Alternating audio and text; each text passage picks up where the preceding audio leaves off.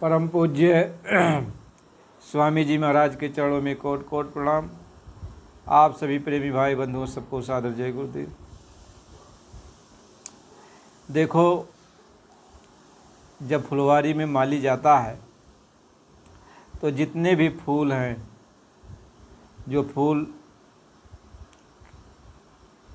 फुला जाते हैं, उनकी सुगंधी बाहर निकलने लगती है तो माली ऐसे सभी फूलों को तोड़ लेता है। लेकिन जो अभी कलियां हैं, कली निकल रही है, उनको छोड़ देता है। तो ये कलियां कहती हैं कि माली आवत देखी के कलियन करी पुकार, फूले फूले चुन ली काल हमारी बार। यानी जितने भी फूल फूल चुके थे उनको माली ने तोड़ लिया। आज हम कली के रूप में हैं, कल मैं भी फूल जाऊंगी और कल मुझको भी यह तोड़ लेगा। यही जीवन का चक्र है, यही जीवन का चक्र है।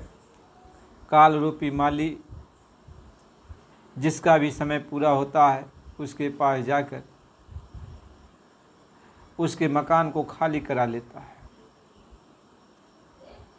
यह पूरे संसार में घूम घूम कर ये काल सबके मकान को खाली करता है। जब वक्त आता है तो एक सेकंड की देरी नहीं करता, वहाँ पहुँच जाता है और कहता मकान खाली करता। और जो बचे रहते हैं वो ये सोचते हैं कि यह सिर्फ इन्हीं के लिए आया था, मौत इन्हीं के लिए आई थी, हमारे लिए नहीं। अपने को अजर अमर सा मान बैठते हैं और फिर भूल जाते हैं। मौत दस्तक देती है, समझाती है कि देखो आज इसके ऊपर आया है, कल तुम्हारे ऊपर आएगा, परसों उनके ऊपर आएगा। आप नज़र उठा के देखो चारों तरफ, अपने कुल खानदान की तरफ देखो, बाहर मत देखो। पहले आपके घर में माता पिता से लेकर दादा परपाजा से लेकर ऐसे अनेक पूर्वज आए और कोई रुका, सब चले गए। सबका इतिहास यही कहता है। अपने बगल के लोगों से पूछो तो उनके भी पूर्वज की यही गति हुई। जितने भी उनके दादा परपाजा रहे सब चले गए। फिर उनके बगल से पूछो, उनका भी यही रोना है। फिर अपने रिश्तेदारों से पूछो, उनका भी यही रोना है। सगे संबंधियों से पूछो, उनका भी यही रोना है। कौम मजहब वालों से पूछो, उनका यही रोना है। यानी कोई नहीं यह कह सकता कि नहीं हमारे पूर्वज नहीं गए। तो महात्मा ये समझाते हैं जब चला चली की बेली है, यहाँ कोई रुकने वाला नहीं है, तो जब लोग सब जा रहे हैं तो उसी में तो तुम भी हो, तुम भी जाओगे। तो अपने को अजर अमर क्यों मान बैठते हो? लेकिन एक चीज़ ज़रूर है, वह बिना बताए ही आती है। आपको जब तक एक भी श्वास की पूंजी है पता नहीं चलता वो आने वाला, तो बिना बताए पूंजी ख़त्म हुई वह तुरंत आ जाता, तुरंत आ जाता है। और आप जहाँ भी रहोगे वहीं धड़ाम से गिर जाओगे। और आत्मा को एक काल शिकारी पकड़ के लेके चल देता है। देखो, यदि इस पर आप विचार करो, इस पर आप विचार करो तो रोंगटे खड़े हो जाएंगे, रात की नींद हराम हो जाएगी। आप सोचोगे आखिर ये होता क्यों, आखिर ये होता क्यों, क्यों होता है इसे? तो इस पर आप विचार करोगे, विचार करोगे, सोचोगे इसका हकीकत क्या है, इसकी हकीकत को जानने की कोशिश करोगे। तब दुनिया को एक तरफ करोगे और अपनी सोच को एक तरफ करोगे और सोचोगे इसकी असलियत हमको जाननी है। आज हम इतना अपना परिवार, धर्म, कर्म, अपना सब कुछ, नाते रिश्तेदार सबको बना के इसी के अभिमान में हम जूझ रहे हैं। लेकिन क्या आपने कभी ये सोचा कि ये जब सबके साथ ये गति हो रही है तो मेरे भी साथ होगी, मेरे बाल बच्चों के साथ होगी, मेरे पति मेरी पत्नी के साथ होगा, मेरे कौम मजहब रिश्तेदारों के साथ होगा। आखिर मैं कैसे बर्दाश्त करूँगा? यह गति तो मेरे ऊपर भी होने वाली। इसके आने के पहले हमें इस चीज़ को समझ लेना चाहिए, आखिर ये होता क्यों है। आप को किताबों में, पोथी में और सभी महात्माओं के द्वारा जो पढ़ा कहा जाता है कि अरे आत्मा अजर अमर है, सही फिर छोड़ता है, आत्मा फिर किसी दूसरी जोनी में चली जाती है, इतना आप तो सुन लिए, तो इतना तो आपको भरोसा है कि मेरी आत्मा है ना, आत्मा मरती नहीं है, लेकिन अब जाती कहाँ जाती है, किस जगह जाती है। तो महात्माओं ने समझाया बुझाया, ऋषि मुनियों ने समझाया बुझाया, ग्रंथों पुराणों में समझाया बुझाया, तो क्या उस जगह स्वर्ग वैकुंठ कहाँ है, आत्मा स्वर्ग में जाती है, वैकुंठ लोक में जाती है, और सारे लोकों में जाती है, ये तो आपने सुन लिया। नरक में चली जाती है आत्मा, ये तो आपने सुन लिया। लेकिन क्या आपने देखा स्वर्ग कहाँ है, वैकुंठ कहाँ है, और सारे लोक कहाँ है, नरक कहाँ है, क्या आपने देखा? क्या कभी आपने देखने की कोशिश किया कि हमें भी देखना चाहिए इस चीज़ को? भाई किसी के बारे में कोई बहुत ज़्यादा बयान करता है, बड़ाई करता है, आपके अंदर इच्छा जागृत होती है कि बात सही है, तो फिर उसको जानने की कोशिश करनी चाहिए ना, जानने की कोशिश करना चाहिए, यानी देखने की कोशिश करना चाहिए। सच्चाई क्या है, नरक क्या है, नरक को भी देख लें, स्वर्ग आदि लोक क्या है उसको भी तो देख लें।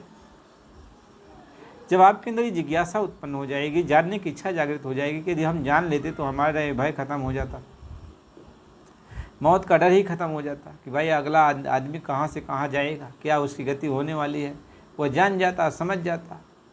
महात्मा इस बात को समझाते हैं, इसलिए महात्मा यहाँ पे आपको सजग करने के लिए आते हैं, यानी उसी चीज़ की जानकारी देने के लिए आते हैं कि उसको अपनी आंखों से देखो। सुनी सुनाई बात, यानी सभी लोगों की बात तो वो यदि महात्मा है देख कर कह रहे हैं, लेकिन तुम तो सुन रहे हो ना, लेकिन तुमने कहाँ अभी देखा? कहीं बिन देखे बिन दरस परस के नाम लिए क्या होई, और धन के कहे धनिक जो होवे तो निर्धन रहे ना कोई। यानी बिना देखे, बिना समझे, बिना बुझे फिर आप कितना दिन तक भरोसा कर पाओगे, कब तक भरोसा कर पाओगे? इसलिए आपको देखना चाहिए। तो देखने के लिए ऐसा नहीं है कि मैं देखूंगा आज देखूंगा, ऐसा नहीं होता। देखने के लिए उस रास्ते पर चलना पड़ता है, कमर कसना पड़ता है, सारी आफत मुसीबतों को सहने के लिए तैयार होना पड़ता है कि धूप पड़ेगी, गर्मी पड़ेगी, बारिश होगी, आंधी तूफान आएगा, हम सब कष्ट सहेंगे, लेकिन इस चीज़ को हम जानने के लिए कोशिश करेंगे। जब आप हर तरीके से तैयारी करोगे कि नहीं अब हम दुनिया की कोई परवाह नहीं करेंगे, हम इस चीज़ को जानना चाहते हैं, समझना चाहते हैं, उस मार्ग पर आप चलो, आपको मिलेगा, वह लक्ष्य आपको प्राप्त हो जाएगा, आपको लक्ष्य प्राप्त हो जाएगा। आप परमात्मा का भी दर्शन कर लोगे, लोक आलोक जो कुछ भी है आदि लोगों को भी देख लोगे, आदमी कहाँ जाता है, कैसे क्या गति होती है भी आप जान लोगे। लेकिन उसके लिए आपको कमर कसना पड़ेगा, उसके लिए आपको कमर कसना पड़ेगा। जिसने देखा है उसके पास जाना होगा, वह जैसा कह रहा वैसा आपको करना होगा। अभी नहीं है कि वो कह रहा है ऐसा करो तो तुम कहो अभी हमको दिखाओ, ऐसा थोड़ी होता। ये अभ्यास का करने का मार्ग, यानी उसके अनुसार आप चलो, धीरे धीरे चलो, और इस जन्म में आपको हासिल हो जाए, यह बहुत बड़ी बात है। उसकी कृपा हो जाएगी। जितना आपका ललक पैदा होगा, जितना आपके अंदर भरोसा होगा, उतना जल्दी काम। बिना भरोसा के यहाँ होता नहीं है, यहाँ भरोसा करना पड़ता है, उसकी बात को मानकर भरोसा करना पड़ता है, भरोसा करके उस पर चलना पड़ता है, मनचित बुद्धि को लगा करके चलना पड़ता है। जब चलोगे सारी कठिनाइयाँ जो भी आती हैं, वह कठिनाइयों को भी तो देखोगे, परेशानियाँ देखोगे, ये परेशानियाँ से कैसे आप निकलोगे ये भी तो देखोगे, कैसे कैसे एक एक पड़ाव आपको मिलेगा यह भी तो आप देखोगे। तो आपको चलना पड़ेगा, इसलिए जो जानकार है उनके पास आपको जाना पड़ेगा। आप जब चले गए उनके पास, तो जैसा वो कह रहे हैं वैसा आपको करना पड़ेगा। अब कोई कह दे दुकान कर लो, तो दुकान आपने कर लिया, दुकान में कौन सा सामान हमको लाना है, कौन सी बिक्री हो गई, फिर कौन सा घट रहा है, फिर कब कैसे लाना है, फिर दुकान को कैसे आगे बढ़ाना, यानी हर समय उस पर आपका ध्यान लगा हुआ, हर समय उस पर आप नज़र गड़ाए बैठे हो, कौन चीज़ कमी है, कैसे कैसे क्या करना। और नज़र नहीं गड़ाओ, ध्यान नहीं लगाओ तो दुकान चलेगी? कब क्या सामान लाना है, ग्राहक को कौन चीज़ की ज़रूरत है। इसी तरीके से आप उस मार्ग पर जब चल रहे हो, भगवान के मार्ग पर चल रहे हो, तो हर कदम कदम पर महात्मा की रहनुमा की ज़रूरत पड़ती है। वह आपको हर कदम कदम पर बताएगा, वैसे चलो, दाएं चलो, फिर बाएं चलो, फिर ऊपर चलो, फिर सीधे चलो, फिर इधर चलो, फिर उधर चलो। वो तो वह देखा हुआ मार्ग है ना उसका। और तुमको तो लगेगा सभी मार्ग की एक ही तरह है, लेकिन वह देखा हुआ है उसका, तो वह अपनी रहनुमा में बताएगा, अब इधर घूम जाओ, फिर दाएं हो जाओ, फिर बाएं हो जाओ, फिर ऊपर चलो, फिर नीचे चलो, फिर ऐसे टेढ़े मेढ़े मार्ग है, फिर ऐसे सीधे हो जाओ। वो दिखाएगा, वो आपको रास्ता लेके चलेगा। इसलिए जो रहनुमा है, जो जानकार है, उसका साथ आपको करना चाहिए, उसकी बाह को पकड़ना चाहिए, वो जो कहे उसको करना चाहिए। आप एक ही दिन में सतवंती बनना चाहते हो, आप एक दिन में राजा हरिश्चंद्र बनना चाहते हो, एक ही दिन में सब कुछ हासिल करना चाहते हो, ऐसे कैसे संभव होता है? चलो, जब वो चीज़ तुम्हें मिल जाएगा, सब भूल जाओगे, सारी परिश्रम भूल जाओगे, सारी तकलीफ़ों को भूल जाओगे, लेकिन उस मार्ग पर चलो, क्योंकि इस मार्ग पर चलने वाले का कभी पतन नहीं होता। यदि चल पड़ो तो इस समय पतन नहीं होगा, गिरोगे नहीं, आप आगे ही बढ़ोगे। इसलिए प्रेमियों, इसके आगे का सत्संग फिर आपको अगली वीडियो में देंगे, लेकिन यह कि आप चलने की तैयारी करो। जय गुरुदेव।